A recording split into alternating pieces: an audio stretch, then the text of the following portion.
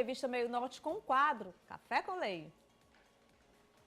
Café com Lei. Oferecimento.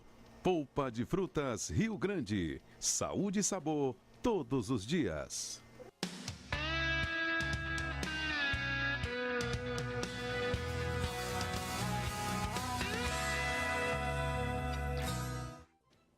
Doutora Adriana Carvalho, estamos na Semana Nacional da Conciliação Trabalhista, né? Qual o objetivo dessa semana? Bom, Carla, o objetivo é que durante o ano, vários processos vão sendo dado entrada na Justiça e alguns de anos pretéritos vão se acumulando sem que as partes já sentenciadas, mas às vezes não cumpre a sentença. E o que acontece? A Semana Nacional de Conciliação Trabalhista, ela tem por objetivo fazer com que tanto os empregados quanto empregadores consigam, nesta semana promovida pelo Conselho Nacional de Justiça Trabalhista, entrarem em acordo, porque muitos têm a possibilidade de negociar nesse momento. Já existe uma execução em curso, você foi condenado a me pagar e você está, de certa forma, com dificuldades de me pagar, né, para que quem está em casa nos entender. E aí, nós somos convocados nessa Semana Nacional de Conciliação, e aí você diz, olha, Adriana, eu não tenho condição de pagar a minha condenação, mas eu tenho condição de pagar tanto, você aceita? E aí, há o juiz presente, há uma tentativa de conciliar, há uma intenção de provar para as partes que a conciliação é a melhor alternativa. Por isso que existe a famosa frase que diz, é melhor um mau acordo do que uma boa briga. Sim, com certeza. E o objetivo também é minimizar, reduzir o volume de processos. É tanto, Carla, que ontem eu conferindo esses dados, no Brasil existem 80 milhões de processos que estão aguardando uma decisão final. E aí as pessoas ficam muito nessa coisa de dizer assim, vai para a justiça uma vida inteira e não se resolve o problema. Exatamente.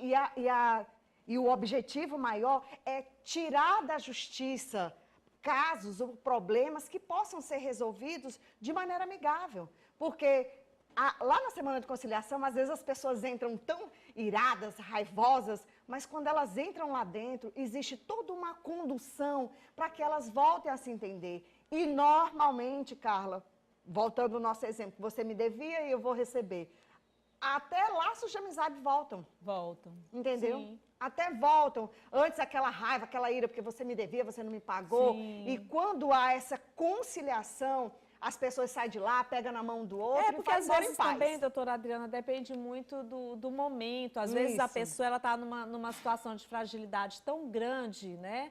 Exatamente. Aí as pessoas começam a falar, vai lá, bota na justiça, tá perdendo teu tempo. Nem sempre é a melhor alternativa. Às vezes nem sempre é a melhor tentativa, gente. Nem sempre é a melhor solução. Conheço casos e casos de pessoas que entraram na justiça contra pessoas que a pessoa gosta e que perde a amizade por bobagem, né, doutora? E assim, às vezes não vale a pena, gente. Porque assim, uma pessoa que coloca alguém na justiça, ela fica inclusive taxada.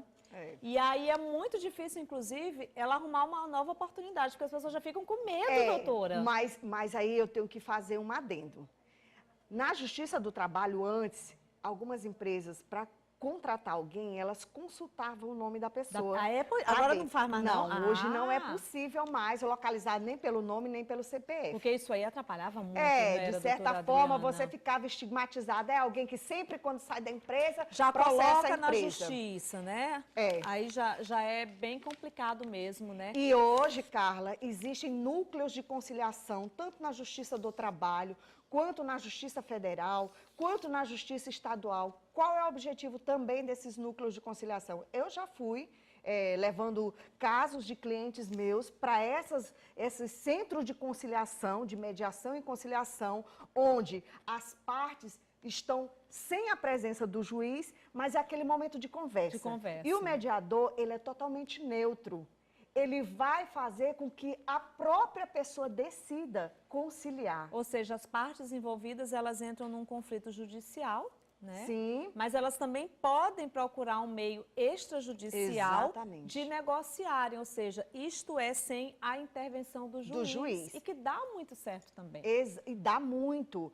Porque se hoje nós temos, você está na iminência de processar alguém, você quer processar alguém, mas se você for até o Sejusc do Piauí, Sejusc, e se você for ao Sejusc da Justiça do Trabalho, você pode chegar lá e dizer, olha, eu quero demandar contra essa pessoa, mas eu gostaria de marcar uma conciliação para ver se há a possibilidade da gente se acertar. É até uma boa alternativa, viu, É doutora? uma alternativa extrajudicial, ou seja, mesmo que você esteja na justiça, né, mas você pode, juntamente com um mediador, com um conciliador, entrar em acordo e decidir naquele momento não judicializar aquele fato, e sim resolver ali, de maneira amigável, sabendo que todo acordo, uma parte tem que ceder, a outra tem que ceder. Não existe acordo onde só a tua vontade prevaleça ou só a minha prevaleça. Sim. No acordo você tem que ceder, eu também tenho que ceder. Tem que haver a questão do bom senso, não é, doutora Adriana?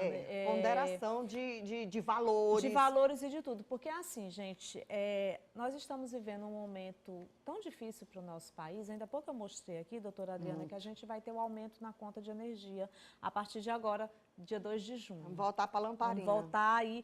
E aí a gente começa a pensar assim, nossa, a gente trabalha tanto, a vida é tão corrida, a gente só paga a conta e tal. E em muitos casos, a gente olha só para a gente, mas dificilmente as pessoas olham assim para o empresário. Sim. E eu estava falando, doutora Adriana, o quanto Deus. que é difícil ser empresário nesse país. Muito. Os impostos, as contas, as causas trabalhistas que são muitas. E o teu maior sócio é o governo. É o governo. Gente, é cada vez mais difícil. Então, eu sou a favor de que sempre exista o bom senso, né? Antes de você colocar alguém na Justiça do Trabalho, procura realmente uma orientação. E mesmo que tiver colocado, e mesmo que haja uma sentença condenatória contra aquela empresa, nada te impede de procurar o Sejusc Trabalhista, que é ali na Avenida João 23, e dizer, olha, eu quero que chame essa empresa para uma conciliação. Nós temos agora no Piauí 400 processos, desculpa.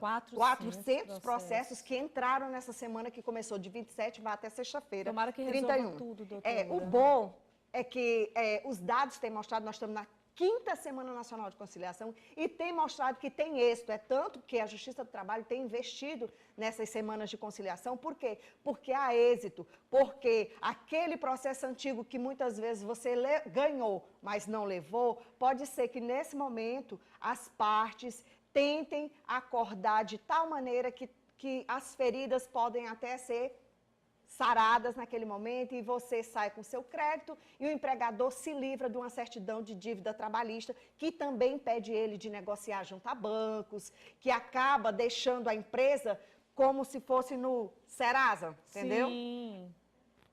Pois não. Tem pergunta aqui pra gente, doutora Adriana, vou colocar aí na tela.